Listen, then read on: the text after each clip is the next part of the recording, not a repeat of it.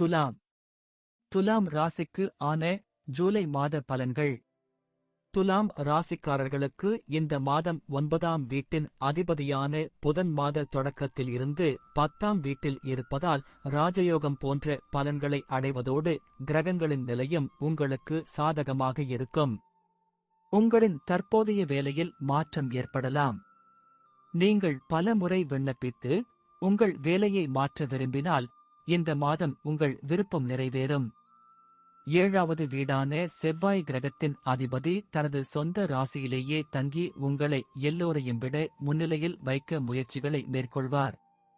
சந்தையில் முன்னணியில் இருப்பதன் மூலம் நீங்கள் தொடர்ந்து முன்னேற முயற்சிப்பீர்கள், மேலும் உங்கள் வேலையை விரைவுபடுத்துவீர்கள். 5வது வீட்டின் அதிபதியான சனி கிரகம் அதன் வக்ர நிலையில் 5ஆம் வீட்டில் இருப்பார். இது ஒருவரிடமிருந்து எண்ணெய் எடுப்பது போல இருக்கும்.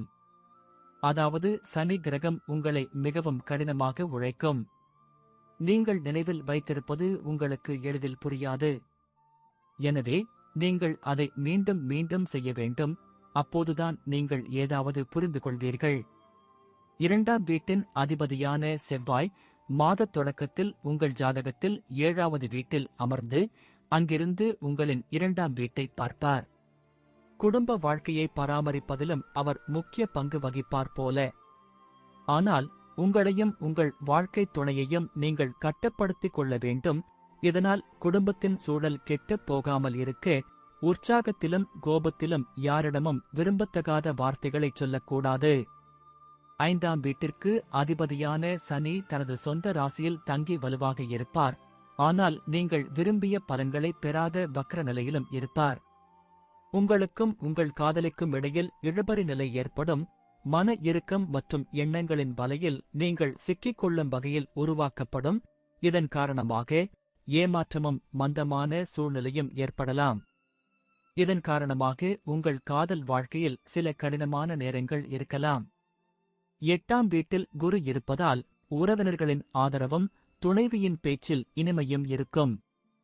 ஆனால் செவ்வாய்க்கு மேல் 5ஆம் வீட்டில் அமர்ந்திருக்கும் சனியின் அம்சம் காரணமாக வாழ்க்கைத் துணைவர்கள் உடல் ரீதியாக சில சங்கடங்கள் உணரலாம் மற்றும் அவர்களின் நடத்தையில் கசப்பும் கூடும்.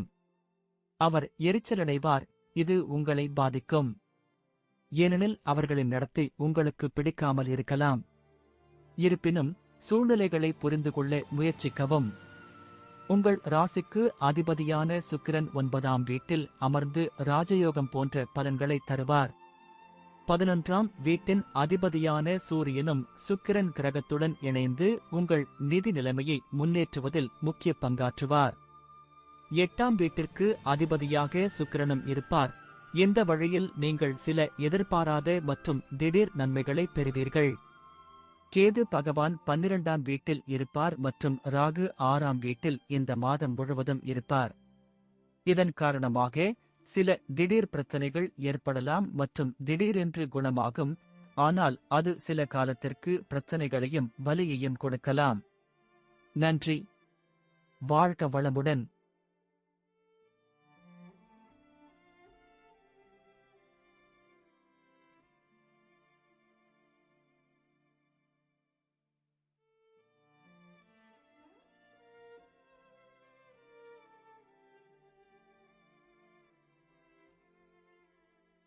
விருச்சிகம். விருச்சிகம் ராசிக்கு ஆன ஜூலை மாத பலன்கள். விருச்சிக ராசிக்காரர்களுக்கு இந்த மாதம் 10ஆம் வீட்டின் அதிபதியான சூரியன் மாத தொடக்கத்தில் சுக்கிரன் கிரகத்துடன் 8ஆம் வீட்டில் அமர்வதால் இந்த சூழ்நிலை உத்தியோகத்தில் ஏற்ற தாழ்வுகளை உண்டாக்கும். யாராவது உங்களுக்கு எதிராக சதி செய்யலாம். அதன் காரணமாக நீங்கள் உங்கள் பதவியை ராஜினாமா செய்ய நேரிடலாம். எனவே ஒவ்வொரு அடியையும் முன்னோக்கி நகர்த்துவதில் மிகவும் கவனமாக இருங்கள். நீங்கள் ஏதேனும் தவறு செய்திருந்தால் அதனால் நீங்கள் சிக்கல்களை சந்திக்க நேரிடும். ராகு உங்கள் ஜாதகத்தின் 5வது வீட்டில் இருப்பார் மற்றும் 5ஆம் வீட்டின் அதிபதி குரு உங்கள் ஜாதகத்தின் 7வது வீட்டில் மாதம் முழுவதும் இருப்பார்.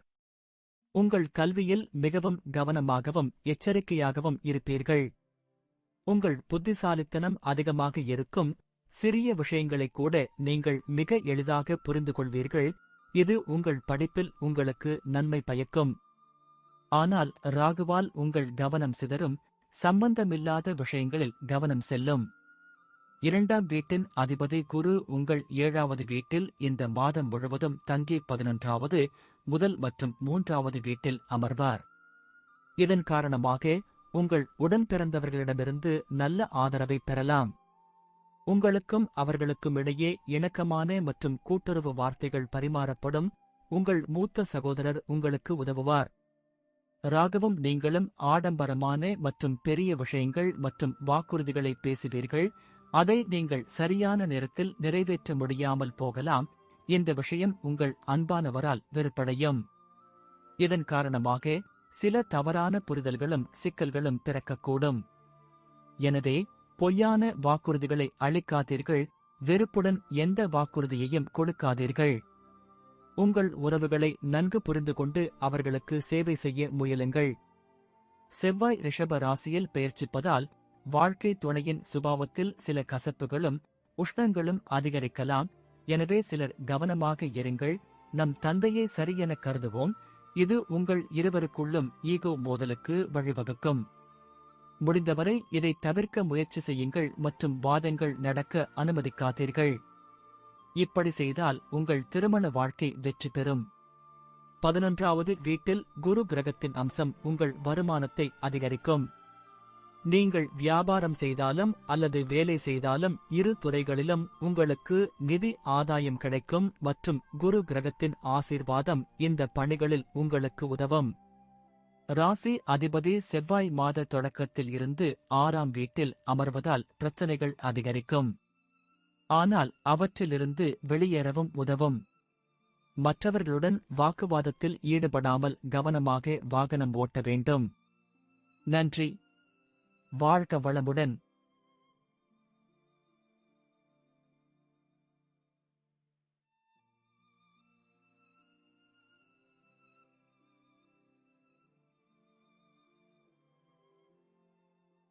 தனுசு. தனுசு ராசிக்கு ஆன ஜூலை மாத பலன்கள். தனுசு ராசிக்காரர்களுக்கு இந்த மாதம் கேது பகவான் இந்த மாதம் முழுவதும் 10ஆம் வீட்டில் இருப்பதால் உங்கள் வேலையில் ஆர்வம் குறையும் சூழ்நிலை உருவாகும்.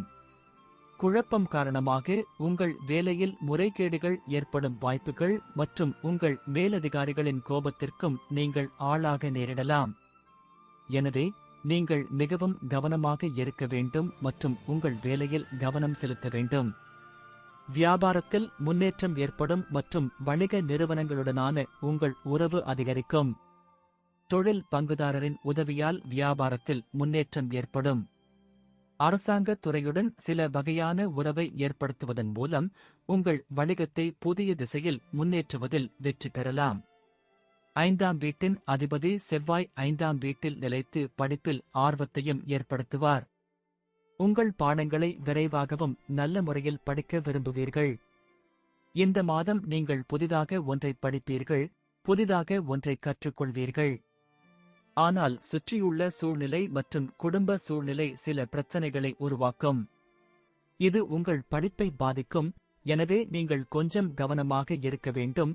ஏனென்றால் உங்களைச் சுற்றியுள்ளவர்கள் உங்கள் படிப்பை தடுக்கும் சூழ்நிலையை உருவாக்குவார்கள். படிப்பில் கவனம் செலுத்த வேண்டும். அப்போதுதான் வெற்றி கிடைக்கும்.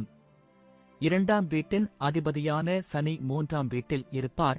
இதன் காரணமாக உங்கள் பணத்தை உங்கள் உடன்பிறந்தவர்களின் தேவைகளுக்காக செலவிடலாம்.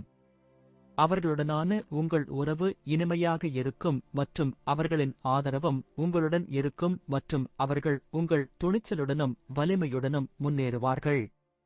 5வது வீட்டில் உள்ள செவ்வாய் உங்களை வெறித்தனமாக காதலிக்க வைக்கும். அதாவது உங்கள் காதலிக்காக எந்த விலையிலும் எதையும் செய்ய நீங்கள் தயாராக இருப்பீர்கள். இது உங்களுக்கு பொறுமையின்மையை அதிகரிக்கும். இதன் காரணமாக நீங்கள் அவசரமாக ஏதாவது செய்ய விரும்புவீர்கள். ஆனால் அவசரத்தில் விஷயங்கள் தவறாகிவிடுகின்றன. உங்களுக்கும் அதுவே நிகழலாம். இதன் காரணமாக உங்கள் அன்புக்குரியவரின் கோபத்திற்கு நீங்கள் பலியாக வேண்டியிருக்கும். இந்த நேரம் காதலில் நன்றாக இருந்தாலும் சில பிரச்சனைகளையும் கொடுக்கலாம். ஆகையால் சற்று கவனமாக இருக்க வேண்டும். 7ஆம் வீட்டிற்கு அதிபதியான புதன் மாதத்தின் முதல் பாதியில் 8ஆம் வீட்டில் பெயர்ச்சிப்பதால் உங்களின் உறவில் சில பிரச்சனைகள் ஏற்படும். செவ்வாய் புதன் மீதும் ஒரு அம்சமாக இருப்பார். இது உங்கள் குடும்ப வாழ்க்கையில் மன அழுத்தத்தை அதிகரிக்கலாம் மற்றும் உங்கள் மனைவியுடன் வாக்குவாதங்களுக்கு வழிவகுக்கும். ஆனால் சுக்கிரன் கிரகம் 7வது வீட்டில் இருப்பதால் உங்கள் இருவருக்கும் இடையே காதல் தருணங்களை கொண்டு வரும். இது உங்கள் உறவை அவ்வப்போது காப்பாற்றும். உங்கள் ராசிக்கு அதிபதியான குரு இந்த மாதம் முழுவதும் நோய் வீடான 6ஆம் வீட்டில் பெயர்ச்சிப்பதால் இந்த மாதம் ஆரோக்கியத்தை பொறுத்தவரை ஓரளவு பலவீனமான பலன்களை தரக்கூடும். கல்லீரல், சிறுநீரகம் தொடர்பான நோய்கள் மற்றும் கொலஸ்ட்ரால் அதிகரிப்பு போன்ற மழையால் பரவும் நோய்கள் உங்களை தொந்தரவு செய்யலாம். நன்றி. வாழ்க வளமுடன்.